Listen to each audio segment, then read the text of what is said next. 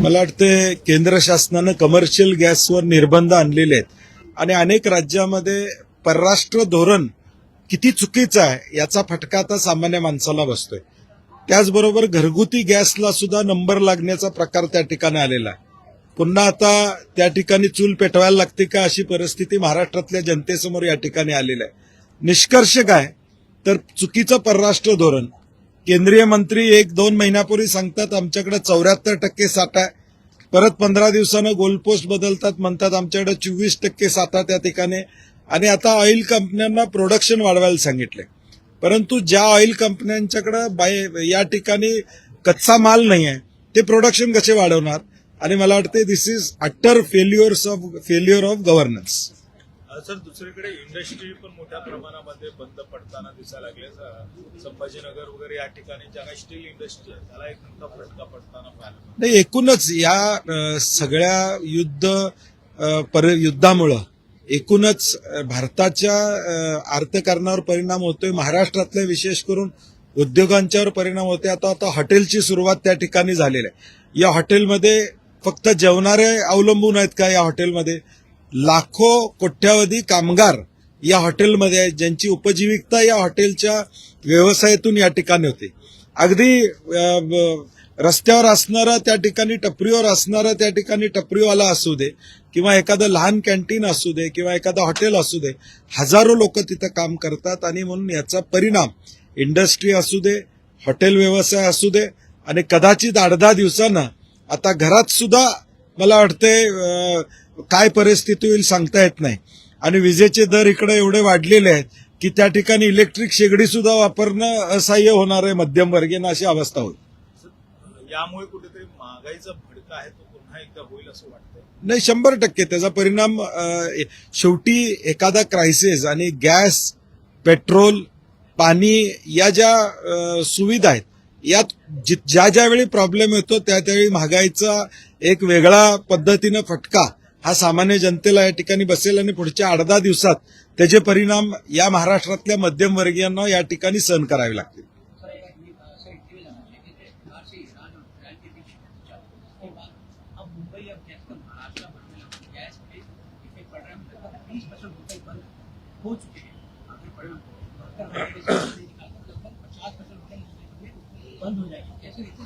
नहीं, foreign ministry की policy का ये नतीजा है, जिसके ऊपर केंद्रीय मंत्री ने कहा था कि करीबन 74% उनके पास स्टॉक है, लेकिन आज वो गोल पोस्ट बदल रहे, बोल रहे 24% ही हमारे पास है.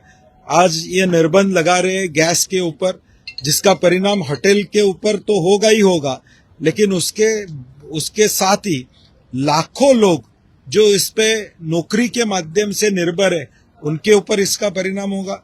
इंडस्ट्री में जहां जहां भी गैस का उपयोग किया जाता है वहां पे उसका परिणाम या टिका दिखाया जाएगा. और इसका एक आप देखेंगे तो जो परराष्ट्र धोरण जो है, परराष्ट्र नीति है, वो नीति अभी बिल्कुल फेल हो चुकी है. इसका परिणाम अभी लोगों के ऊपर गैस के माध्यम से शुरुआत हुई है. अगले दिनों में पेट्रोल के माध्यम से भी इसका परिणाम लोगों को भुगतना पड़ेगा.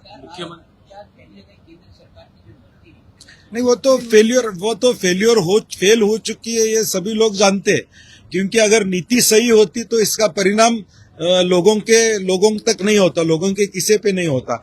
इसका परिणाम हो रहा है. आज कमर्शियल गैस के लिए बंदी आ रही है. अभी घर में जो गैस यूज करने वाले उसके लिए भी ये नंबर लगने वाले, तो इसका परिणाम निश्चित स्वरूप से हो रहा है.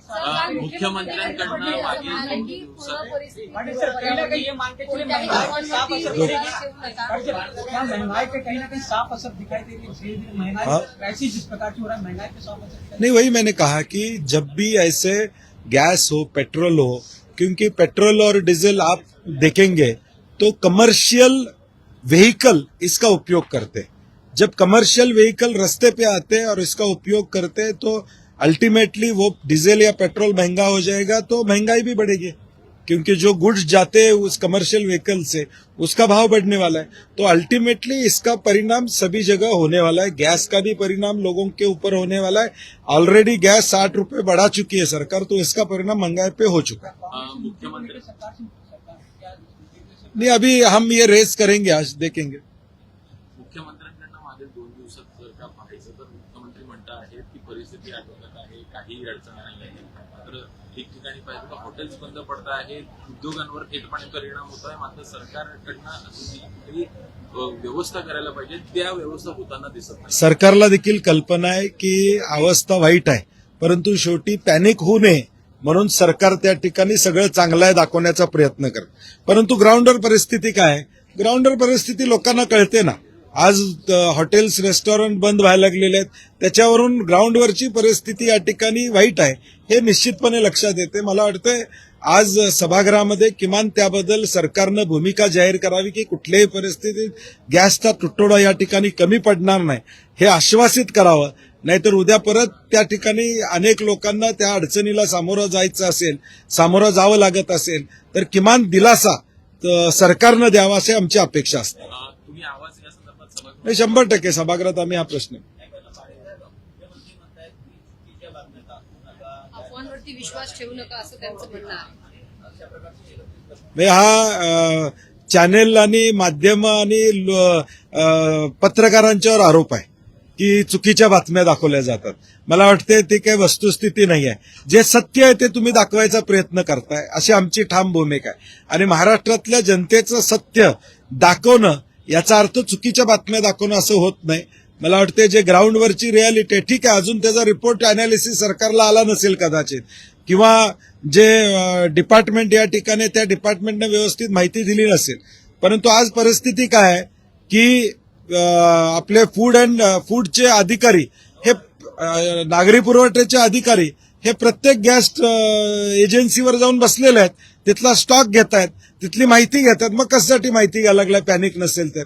याचा अर्थ सरकार तयारी करायला लागले की त्याच्यावर कब जाण्याचं किंवा कमी करायचं ते स्पष्ट दिसतंय.